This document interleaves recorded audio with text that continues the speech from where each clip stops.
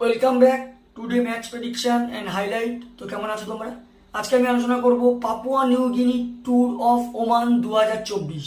ওমানে ট্যুর করছে Papua New Guinea total, যেটা আনঅফিসিয়াল। দুটো ওডিআই হয়ে গেছে, একটা পাপুয়া নিউ গিনি জিতেছে, একটা ওমান জিতেছে। এটা আনঅফিসিয়াল ছিল, আর এটা ইন্টারন্যাশনাল ম্যাচ, যেটা টোটাল তিনটে টি20 ম্যাচের হবে। তো তারপর ডিসাইড হবে কে সিরিজ জিতবে।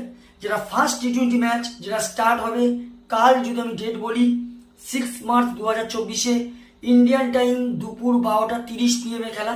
আর যদি ওমানের লোকাল টাইম দেখি, ওমানের লোকাল টাইম এটা সকাল 11টা AM খেলা। প্রায় 1.5 ঘন্টা ইন্ডিয়ার সঙ্গে ডিফারেন্স আছে। খেলাটা হবে আল আমিরাত ওমান, যেটা আল আমিরাত ক্রিকেট গ্রাউন্ড মিনিস্ট্রি টাফ 1-এ খেলা। আল আমিরাতে দুটো গ্রাউন্ড আছে, একটা মিনিস্ট্রি টাফ 1, একটা মিনিস্ট্রি টাফ 2, যেটা মিনিস্ট্রি টাফ 1-এ খেলা। তো প্রথমে আলোচনা করব আল আমিরাত যে ওমানের ওয়েদার কন্ডিশন নিয়ে। যদি ওয়েদার দেখি তো নো রেন, রেনের কোনো আপডেট নেই। এই সময় 25°C আছে। পিচ যদি ক্যালকুলেশন করি তো এখানে একটা কথা বলবো, টস জিতে ফিল্ডিং নেওয়া বেস্ট অপশন হবে। তবে গুড স্কোর যদি এখানে বলা যায় 180 থেকে 190 গুড স্কোর। যদি ফার্স্ট ব্যাট করা যায় তাহলে 180 190 করতেই হবে, তাহলে ডিফেন্ডেবল টোটাল হয়ে যেতে পারে। কিন্তু আদারওয়াইজ টসে জিতে ফিল্ডিং নিলে ম্যাক্সিমাম টিম 160 170-র মধ্যে রেস্ট্রিক্ট হয়, যেটা চেজেবল হয়ে যায়। তো এখানে একটাই কথা বলবো, টসে জিতে ফার্স্ট ফিল্ডিং নেওয়া দরকার।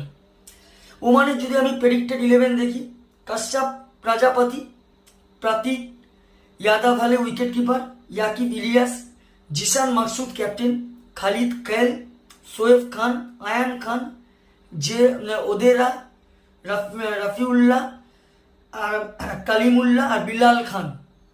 পাপুয়া নিউগিনি বা পিএনজি যদি আমি প্রেডিক্টেড 11 দেখি, Semo Kamea, Lega Siaka, Kiplin Doriga wicket keeper, Kabua Morea, John Kariko, Jack Gardner, Hiri Hiri, Charles Amini, Assad Vala Papua নিউগিনির ক্যাপ্টেনশিপ করছে, টনি উড়া আর শেষে ভাও।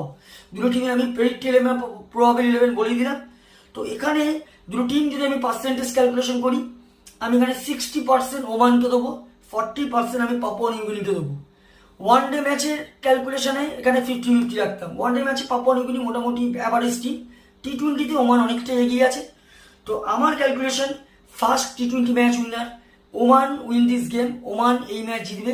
আর যেখানে যদি টপ ফ্যান্টাসি পিক দেখি কারা কারা এই ম্যাচে পারফর্ম করতে পারে, যদি ওমানের টপ ফ্যান্টাসি পিক দেখি, কাশ্যাপ রাজাপাতিকে রাখবো, জিসান মাকসুদ, আয়ান খান আর বিলাল খানকে টপ ফ্যান্টাসি পিকের মধ্যে রাখবো। পাপুয়া নিউগিনি যদি টপ ফ্যান্টাসি পিক দেখি, লেগে সিয়াকা, কাবুয়া মরিয়া, হিরি হিরি আর চার্লস আমিনিকে টপ ফ্যান্টাসি পিকের মধ্যে রাখবো।